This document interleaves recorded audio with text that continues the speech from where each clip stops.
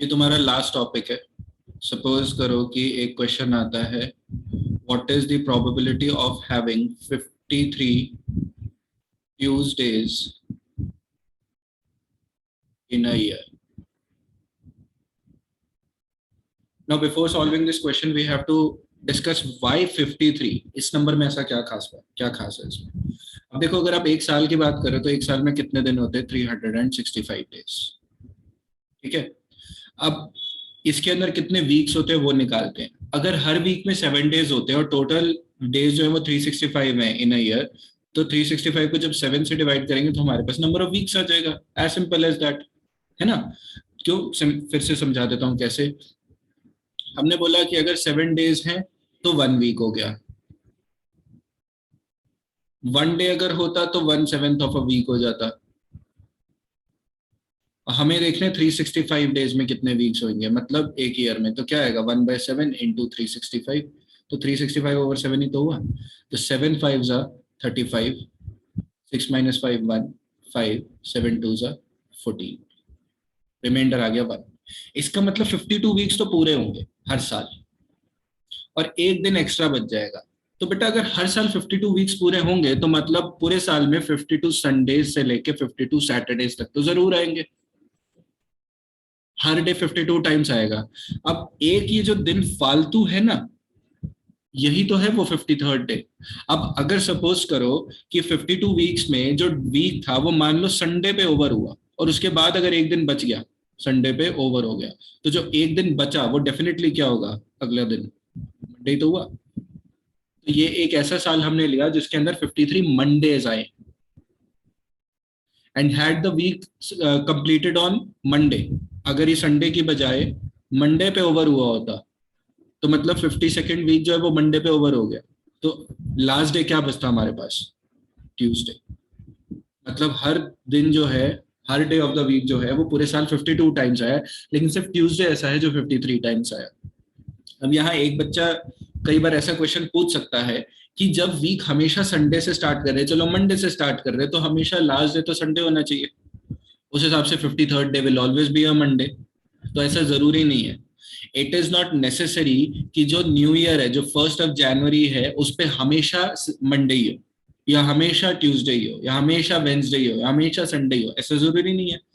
तो for sure अगर first day of the year जरूरी नहीं है कि वो वीक का कोई पर्टिकुलर डे होगा, ऐसे ही last day of the year भी जरूरी नहीं है कि वो वीक का कोई पर्टिकुलर डे होगा। आप इस क्लास के बाद अपने कैलेंडर्स को ओपन करके देखना, आपको दिखाई देगा कि हर साल जो वीक का जो जो साल का लास्ट डे होता है 31 होता है।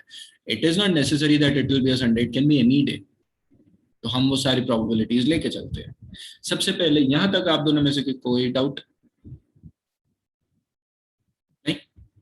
Okay, now let us find the probability of 53 Tuesdays in a year. Now, as we have seen that there is 1 day left after the completion of 52 weeks. That means there are 52 Mondays, 52 Tuesdays, and so on up to 52 Sundays. ये सब 52 है, but हमें ये नहीं पता कि साल कौन से दिन पे खत्म हो रहा है। अगर साल खत्म हुआ संडे पे तो पहला दिन क्या हुआ, अगला दिन क्या हुआ? लास्ट वाला मंडे। ठीक है, मतलब साल मतलब 30 दिसंबर, जो 52nd वीक का एंड था। तो अगर 30 दिसंबर को था संडे, तो लास्ट डे क्या हुआ? मंडे। अगर 52 वीक्स खत्म हुई होती मंडे पे तो लास्ट डे क्या होता?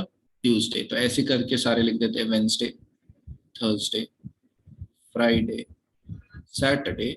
और अगर सेकंड लास्ट डे सैटरडे था, मतलब 52nd वीक का जो लास्ट डे था वो सैटरडे था, तो 53rd जो डे आएगा, मतलब 365th डे जो आएगा वो क्या आएगा? संडे आएगा।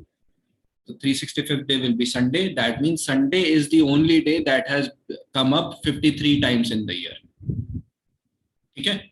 तो अब इनमें से कोई भी 53rd टाइम वापस आ सकता है, तो इनमें से कौन सा होगा? तो ध्यान देना, कॉमन मिस्टेक इस क्वेश्चन में क्या है कि सैंपल स्पेस हम ले लेते हैं 365 का, जबकि सैंपल स्पेस खाली 7 डेज का होगा। क्यों 365 का नहीं होगा?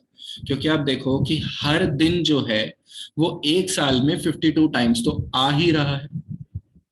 तो 52 टाइम्स जब हर डे आ रहा है तो वो तो सबके लिए कॉमन है, तो उससे तो कोई फर्क ही नहीं पड़ता। फर्क किससे पड़ता है? वो जो लास्ट दिन बचा हुआ है। समझ आया?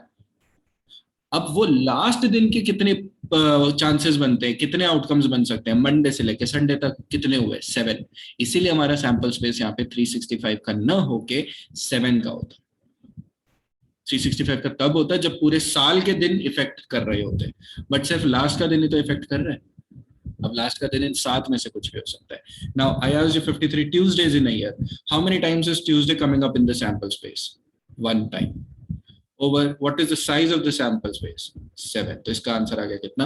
1/7। ठीक है, बच्चे कॉमनली 53/365 ऑप्शंस में दिया होता है उसको चूज करके आ जाते हैं, या इनफैक्ट 1/365 को भी चूज कर लेते हैं कि ट्यूसडे तो हफ्ते में एक ही बार आता है और टोटल कितने दिन है 365, जबकि वो भूल जाते हैं कि फर्स्ट 364 डेज तो सभी डेज में इक्वली डिस्ट्रीब्यूटेड है थ्रू आउट द वीक। सिर्फ 365th डे ही तो है जो डिफरेंस क्रिएट कर रहा है, तो प्रोबेबिलिटी वहीं से निकलेगी। क्या आप दोनों में से किसी को कोई डाउट है? नहीं? Now, what if the question had been 53 Mondays? Even then it would have been 1/7. 53 Wednesdays, 1/7. तो ये सारे equally likely outcomes हैं, क्योंकि सारे एक एक बारी तो आ रहे हैं। ठीक है, तो ये तो था probability of having a particular day 53 times in a year.